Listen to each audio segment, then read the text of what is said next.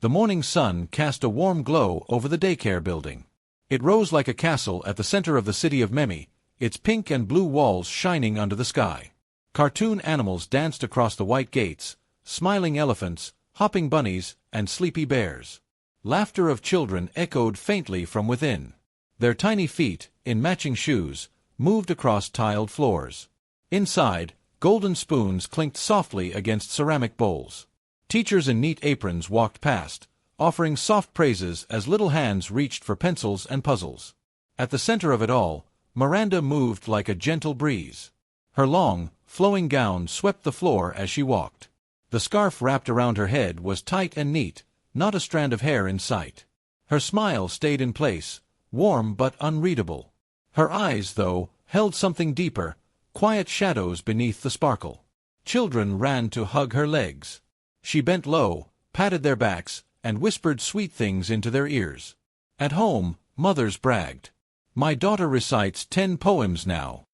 My son spells incredible without blinking." Each parent spoke with pride. No one asked questions. No one looked too long. Not even when the boy never came home after a short walk. Not when the girl collapsed with her trophy still in hand. Not when the young man's body stayed still in his car. Not when laughter turned to screaming and a birthday cake dropped to the floor. These things happened far away. People moved on. Except Monica. The day she came to collect her twins, she didn't greet the teachers. Her face was pale. Her hands shook as she signed the withdrawal form. She clutched her children like they were slipping away. Her car sped off. By evening, her number no longer went through. A neighbor mentioned she moved to a village in Ebony. Nobody confirmed it. No one bothered to ask why. Years later, a silver car pulled up in front of the same gates. A young woman stepped out, her hair in neat twists, her dress clean and ironed. She held her son's hand. Little Liam looked around with wide eyes. Natalie crouched, wiped dust off his shoe, and kissed his cheek. Her smile stretched, proud and sure. Inside the office, she signed forms and handed over cash. The amount made her blink, but she still pushed it across the table. "He deserves the best," she said. Photos were taken. Liam's new uniform was tried on. Natalie stood back, beaming, as her son joined the line of children marching into the building. At home, Liam began to change. He sat with his puzzles longer. He hummed unfamiliar songs. His tongue curled into accents that weren't his before. Natalie laughed at first. "Genius boy," she said. But then, his eyes stopped meeting hers when she asked about school. "Miss Ivy is nice," he said too quickly. His hands trembled when he said it. At night, he tossed in bed, his lips moving. Natalie leaned close, trying to catch the words. They sounded old, sharp, words that didn't belong in this time. One night, his voice cut through the silence. "She is watching me." Then he fell back, asleep again. The next morning, Natalie dressed fast. She didn't wear makeup. She left her breakfast untouched.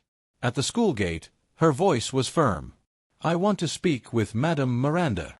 The receptionist smiled, lips tight, teeth too many. "Madam doesn't see parents midterm." Natalie's eyes narrowed. "Then let me see his classroom." The smile stayed. No visitors allowed beyond this point. Natalie left. Her shoes clicked fast against the pavement. But her heart beat louder. At home, her husband sat at the dining table, scrolling through his phone. He didn't look up as she spoke. "It's nothing," he said. "The boy is doing well. Don't spoil this." That night, her pillow stayed untouched. Her phone glowed in the dark.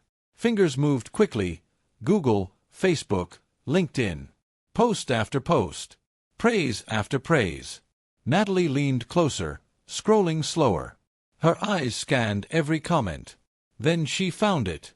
A photo, children smiling, caps on their heads. The caption glowed with emojis and praise.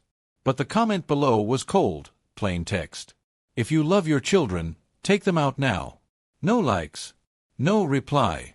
Just silence around it. The name was Diana. Her profile was locked. Her photo was blurry. Natalie stared at it for a long time. Then, Her thumb tapped the screen.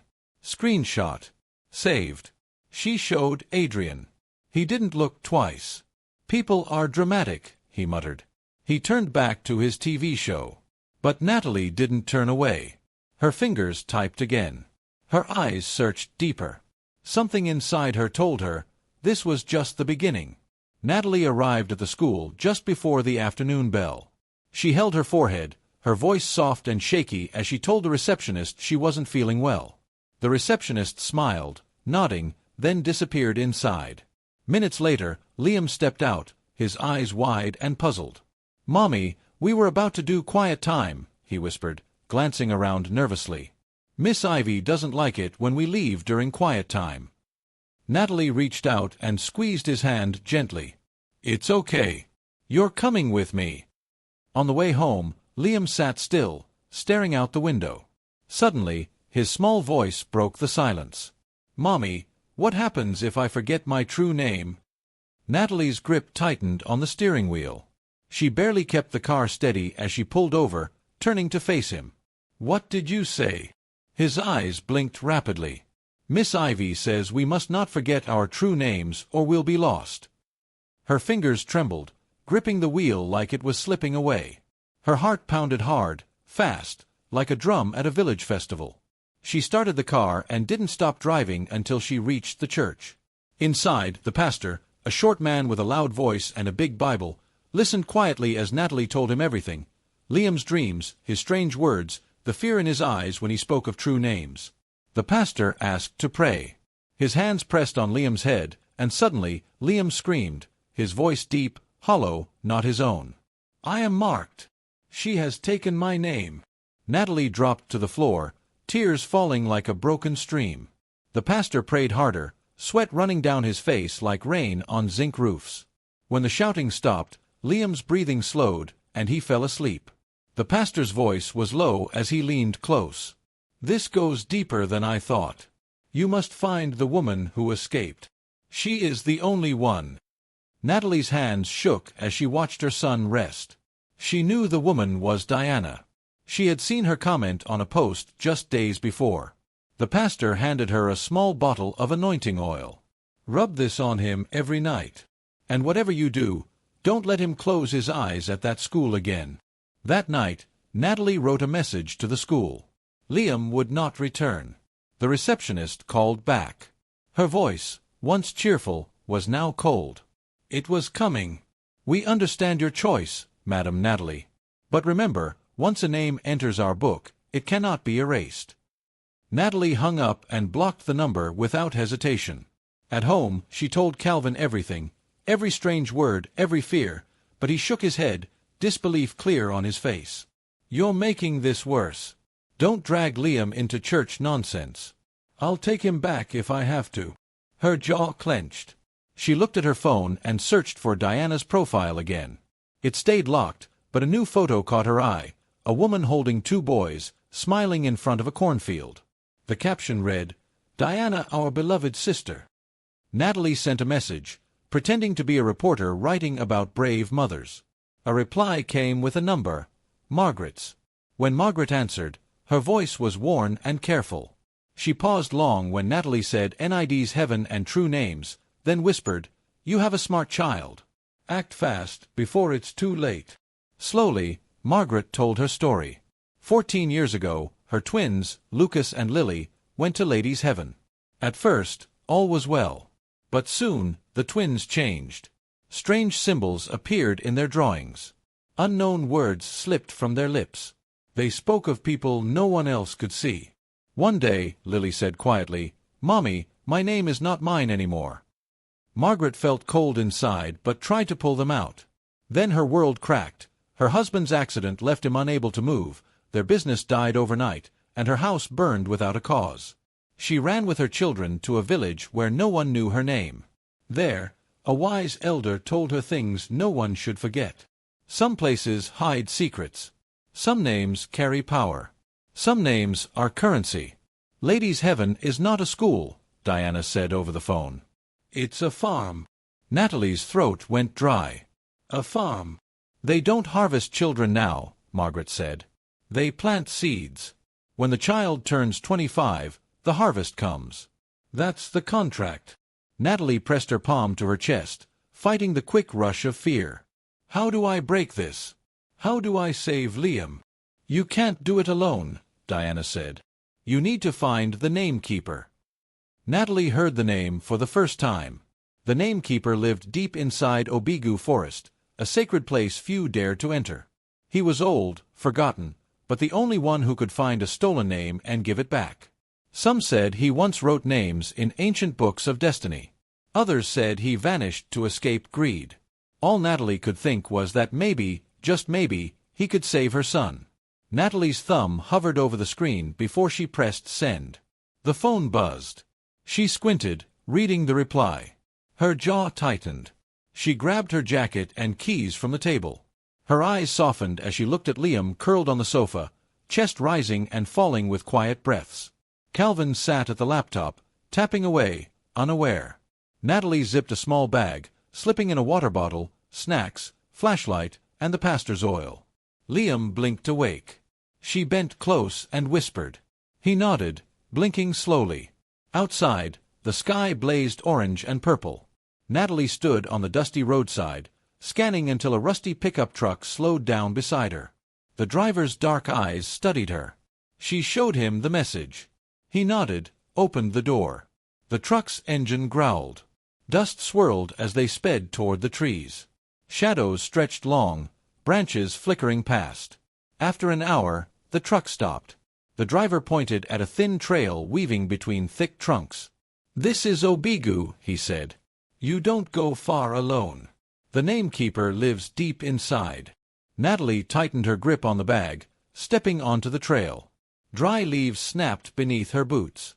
Birds called softly from above. The damp forest air smelled rich, earth and moss. A sharp crack startled her. She froze, heart pounding. Hello. Her voice trembled. A figure emerged, an old woman wrapped in a faded shawl, eyes bright and sharp. You seek the Namekeeper, she said softly. Natalie nodded and followed. The path narrowed, winding past twisted roots and fallen logs. Hours passed. Finally, they reached a clearing. A simple hut sat in the center, its wood darkened by time. The old woman knocked twice. The door creaked open. A thin man with silver hair and deep wrinkles stepped out. His eyes held calm strength. You come for a stolen name, he said quietly. Natalie swallowed and nodded. He motioned her inside. Dust motes floated in the dim light. Shelves groaned under rows of old books and scrolls.